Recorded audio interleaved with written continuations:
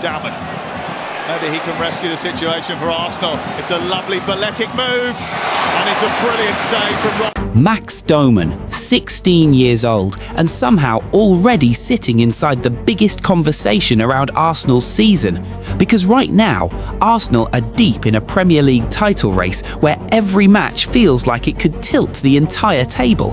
The Champions League knockouts are arriving, the fixtures are tightening, and the players who have carried this team since August are starting to feel the weight of a very long season. This is the stage where squads get stretched. Yes, if not, you have to be much more ruthless in front of goal than we were today, because we have 4 or 5 big open chances that we didn't convert. 7 points clear at the top, 8 games remaining. Manchester City lurking behind them, waiting for the smallest mistake. Martin Odegaard working his way back from injury. The captain, the heartbeat, the player every single opponent prepares specifically to stop. And somewhere in the middle of all that pressure, all that fatigue, all those fine margins that define title races, a 16-year-old is forcing the conversation.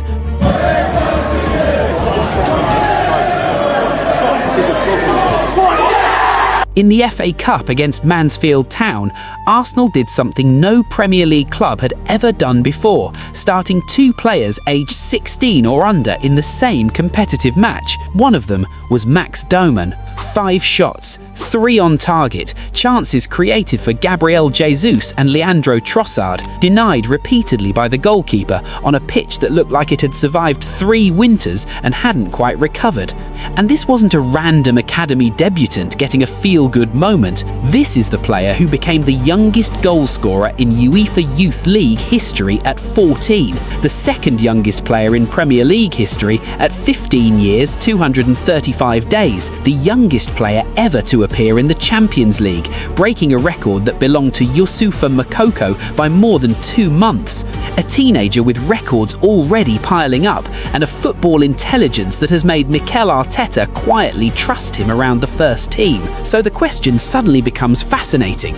As Arsenal enter the most intense stretch of their season, could a fearless 16-year-old actually become a weapon in the run-in? This is how Max Dowman went from academy prodigy to one of the most intriguing wildcards in Arsenal's title season. Max Dowman didn't suddenly appear out of nowhere in that FA Cup match. Inside Arsenal, the excitement around him had been building quietly for years. The kind of quiet excitement that doesn't make headlines, but fills training ground conversations. Coaches mentioning his name to each other with that specific tone that says, "You need to come and watch this kid." Dowman was born on December 31st, 2011 in Chelmsford, Essex. He joined Arsenal's academy in 2015 when he was still just a child who probably cared more about school breaks than football tactics. Academies are full of talented kids at that age. Every club has them. The ones that stand out at 8 years old are everywhere. What you can never predict at that stage is which ones have something deeper, not just ability, but understanding. Within a few years, coaches began noticing that Dowman had both. Not just technical flair, not just pace or skill in tight spaces, an unusual, almost unsettling understanding of the game for someone his age, the kind of football intelligence that usually takes years to develop, and he seemed to arrive with it already installed. That's what pushed his development forward at a pace that made people inside the club genuinely sit up and pay attention. Most academy players climb the ladder carefully and patiently, under 12s, under 14s, under 16s, then maybe under 18s if everything falls into place perfectly. Dowman skipped through levels so quickly it was almost disorienting. By September 2023, at just 13 years old, he was already appearing for Arsenal's under-18 side, competing against players 4 or 5 years older. In youth football, that gap is enormous. Physically stronger opponents, faster tempo, less time on the ball, defenders who have already been through puberty and have opinions about it. Most 13-year-olds would find that completely overwhelming. Dowman adapted, not by overpowering anyone, that was never going to happen at 13, but by reading the game faster than the older players around him, seeing things before they happened, being in the right place before the ball arrived. Then came the first major record. September 2024, UEFA Youth League, Arsenal against Atalanta. Dowman scored at 14 years, 8 months and 19 days, becoming the youngest scorer in the history of the competition, a tournament designed to showcase the very best academy talent across Europe, where most players are already 18 or 19 years old. Dowman was barely into his teenage years and was already leaving his name in the record books. And the acceleration still didn't stop. By the 2025-26 season, Arteta and his staff were already exposing him to the senior environment. On August 23, 2025, Dowman stepped onto a Premier League pitch for the first time against Leeds United, coming on as a substitute in the 64th minute of Arsenal's 5-0 win. At 15 years, 235 days, he became the second youngest player in the Premier League history, behind only his own teammate Ethan Winari, who had set the record back in 2022. Even in that brief cameo, there was a moment. Deep into stoppage time, Dowman drove into the box and won a penalty that helped Arsenal add a 5th goal. It lasted seconds, but those are exactly the flashes that tell coaches everything, because a player who is intimidated by that stage doesn't drive into the box, they find somewhere safe and pass sideways. Dowman drove into the box. November 4th, 2025, Arsenal against Slava Prague. Dowman came on in the 72nd minute and became the youngest player ever to appear in the Champions League at 15 years, 310 days, breaking the previous record held by Youssoufa Moukou. Just pause on that for a second. The Champions League, the biggest club competition on the planet, the stage where the very best players in world football perform at their absolute peak. And here was a player who technically still needed a permission slip for school trips, stepping onto the same turf like it was perfectly normal. Because for him, apparently, it was. Dowman moved rapidly through England's youth system, under 16, under 17, under 19, all in quick succession. When he scored in England U19's 7-0 victory over Wales, he became the youngest goalscorer in that team's history, surpassing a record previously held by Ryan Sessegnon. When multiple environments, club academy, senior squad exposure, and international teams at different age groups all accelerate a player this quickly and simultaneously, it usually means one thing. The talent isn't circumstantial, it isn't a good run of form or a few lucky performances, it's undeniable. But talent alone doesn't earn trust from a manager like Mikel Arteta. Plenty of young players can dribble past opponents or score spectacular goals in academy football. You can find YouTube compilations of them every week. What separates Dowman is something considerably harder to teach: football intelligence. He operates primarily as an attacking midfielder, a classic number 10, but he's equally comfortable drifting out to the right wing. That positional flexibility matters enormously in modern football, where attacking players are constantly rotating spaces and creating problems from unexpected angles rather than standing in one spot waiting for service. What stands out most is his awareness between the lines, that ability to find the small pockets of space between midfield and defense where matches are so often decided, receiving the ball on the half turn, already scanning for the next pass before defenders have even closed him down. His progressive passing splits defensive shapes, his ball carrying lets him glide through space when it opens, and he's already been trusted with set-piece responsibilities at youth level, delivering corners and free kicks with accuracy that most teenagers take years to develop. But the most impressive quality is the simplest one: composure. Even during that FA Cup performance against Mansfield,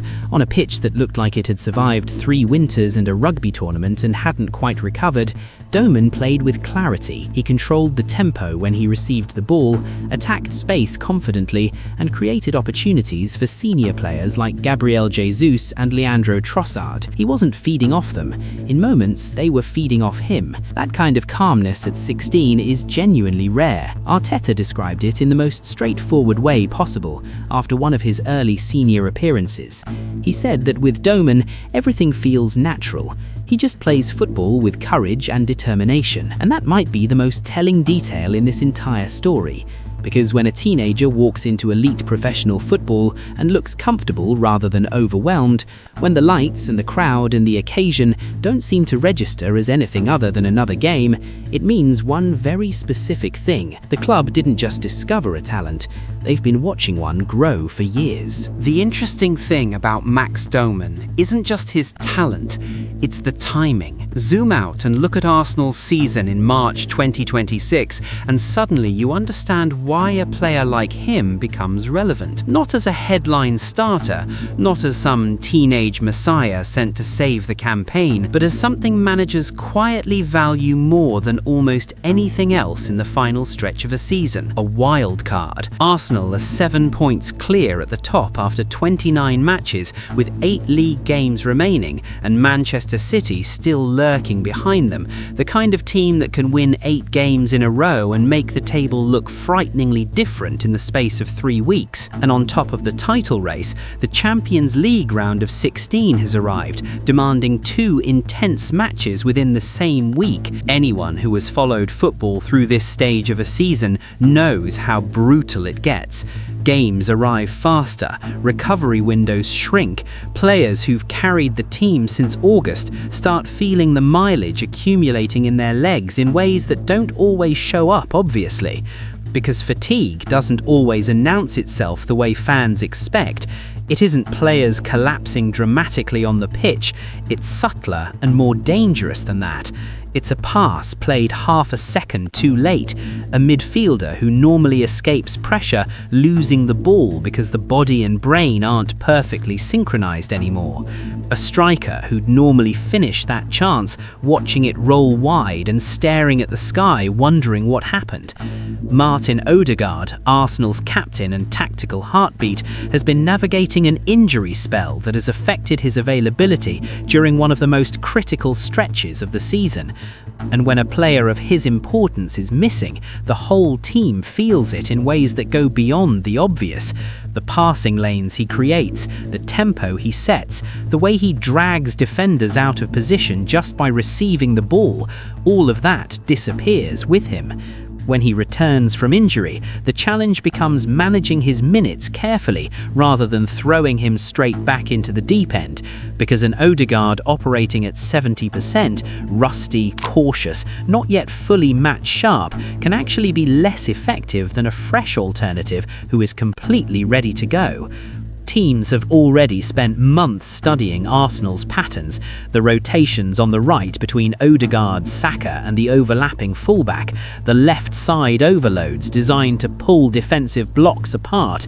It's brilliant football when it clicks, but late in a season when everyone has memorized your tendencies and a key player is still regaining sharpness after injury, breaking those deep defensive blocks becomes considerably harder.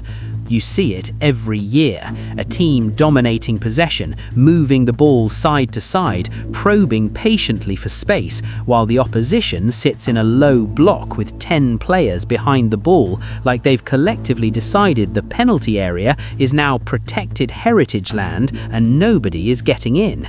And that's exactly the environment where a player like Dowman becomes genuinely interesting. His profile offers something slightly different from Arsenal's established creators. He's comfortable in tight central pockets, but he carries the ball aggressively. Instead of recycling possession endlessly around the edge of the defensive block, he's the type who takes one touch, spots the gap, and drives forward. When defenders are tired, that kind of directness is deeply uncomfortable, the football equivalent of someone turning up with fresh legs to a race that everyone else has been running for 75 minutes.